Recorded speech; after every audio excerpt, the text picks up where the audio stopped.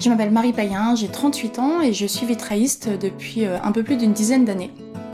J'aime beaucoup l'art du vitrail parce que, en fait, la lumière, elle a un rôle essentiel dans le vitrail.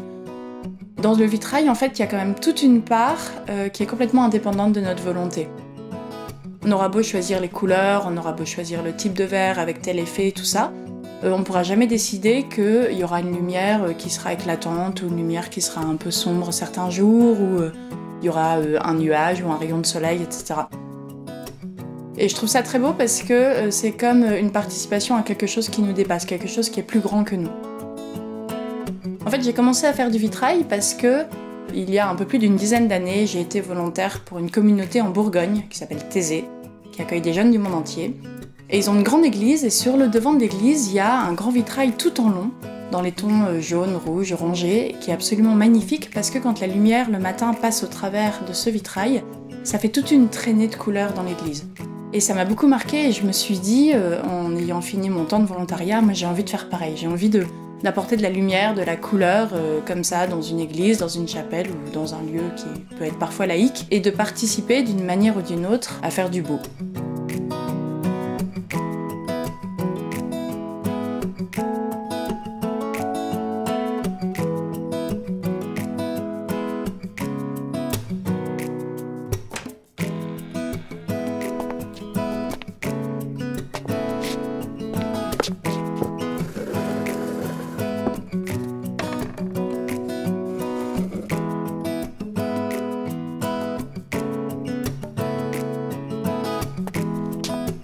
Il faut savoir que dans le vitrail, par rapport à la peinture par exemple, chaque étape a une incidence sur l'étape d'après. Donc chaque étape doit être extrêmement précise et puis on peut pas en cours de route décider de faire autrement que ce qu'on avait prévu au début. La coupe des verres par exemple, c'est une étape qui est absolument primordiale dans la précision. Parce que si un de vos verres dépasse de 2 mm, eh ben, il va pousser le verre d'à côté, qui lui va pousser le verre d'à côté, etc. C'est tout le panneau qui aura un problème. Autant il y a certains verres qui sont assez faciles à couper, qui filent facilement, autant il y a des verres qu'on choisit parce qu'ils ont une texture particulière, parce qu'ils vont renvoyer la lumière d'une manière particulière, et où du coup le verre il peut être un peu gondolé, ou il peut être un peu plus épais à certains endroits et moins épais à d'autres, et du coup pour le couper c'est plus difficile parce qu'il n'y a pas la même tension partout dans le verre. Mais pour autant, on est vraiment obligé de faire en sorte que chaque pièce de verre corresponde au gabarit en papier qui a été fait comme modèle pour pouvoir découper le verre.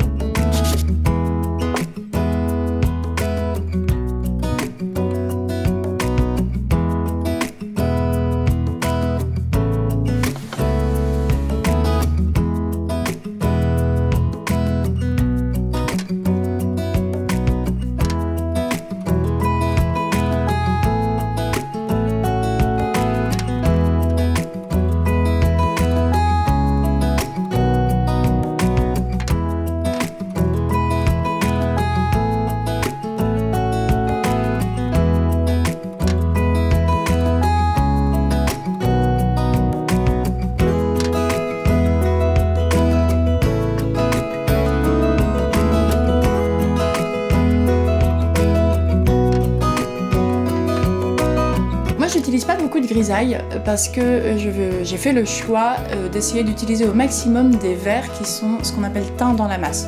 C'est-à-dire la couleur du verre, elle est déjà là quand j'achète mon verre. Certains artistes choisissent de faire ce qu'on appelle des émaux.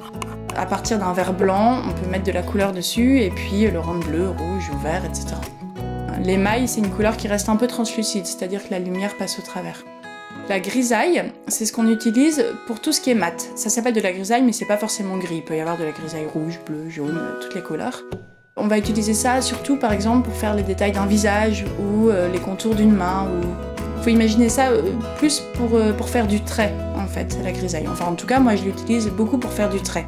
Même si après, on peut faire certains effets aussi à la grisaille. C'est une peinture qu'on mélange avec de l'eau ou du vinaigre et un peu de gomme arabique pour que ça adhère au verre. Et ensuite qu'on peint sur le verre. On peut faire aussi ce qu'on appelle des enlevages, c'est-à-dire qu'on met plein de grisaille et puis avec des outils particuliers, on va venir enlever le surplus de grisaille pour rendre la transparence au verre.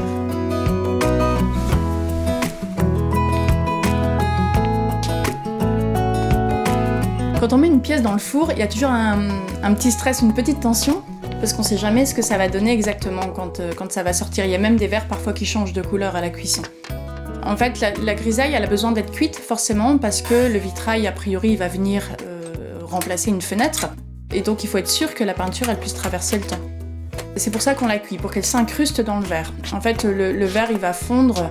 Pour de la grisaille, on va faire chauffer le verre à peu près jusqu'à 650 degrés. Et c'est la température à laquelle le verre va commencer à se ramollir. Et du coup, la grisaille, elle va être vraiment imprégnée dans le verre. Puis ensuite, on laisse refroidir une dizaine d'heures, tout doucement, pour pas que le verre ait de choc thermique. Quand on ouvre le four, il y a toujours un petit stress de se dire est-ce qu'il y a une pièce qui aura subi un choc thermique justement et qui du coup va avoir cassé dans le four? Ou est-ce que la couleur va avoir changé? Est-ce que la grisaille va bien avoir pris comme on aurait voulu, etc. Donc c'est vrai que c'est toujours une étape un peu stressante, le moment où on ouvre le four et où on découvre ce que la cuisson a donné. Une des dernières étapes, c'est ce qu'on appelle le sertissage ou la mise en plomb. C'est-à-dire qu'on va venir imbriquer entre chaque pièce de verre une baguette de plomb qui a la forme d'un H, comme la lettre H que vous couchez sur le côté. Et de chaque côté, vous venez imbriquer un morceau de verre. Donc on va venir mettre un morceau de verre, un morceau de plomb, un morceau de verre, un morceau de plomb. Et puis ensuite, à chaque intersection de plomb, on va venir faire une soudure à l'étain pour être sûr que les pièces ne puissent plus se désolidariser les unes des autres.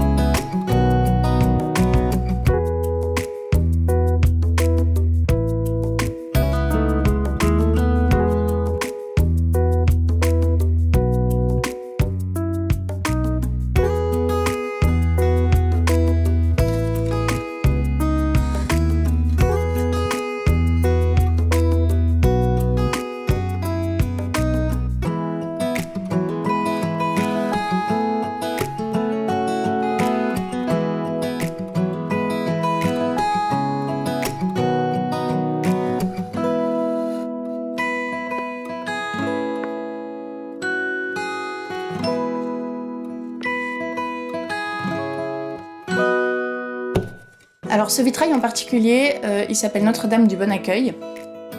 L'idée c'était de dire comment est-ce qu'on peut signifier que Notre-Dame, donc qui est la Vierge Marie, la maman de Jésus dans la religion chrétienne, est quelqu'un qui est accueillant.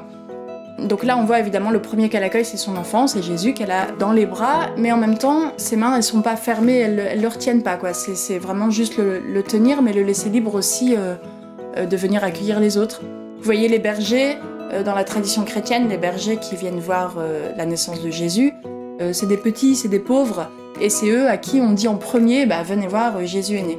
Symboliquement, je trouve ça très fort, parce que c'est l'idée que les pauvres et les petits n'arrivent pas en dernier, mais là, ils sont en premier, en fait. Et c'est ceux peut-être qu'il faut accueillir en premier, c'est ceux qui ont le plus besoin d'être accueillis, sûrement.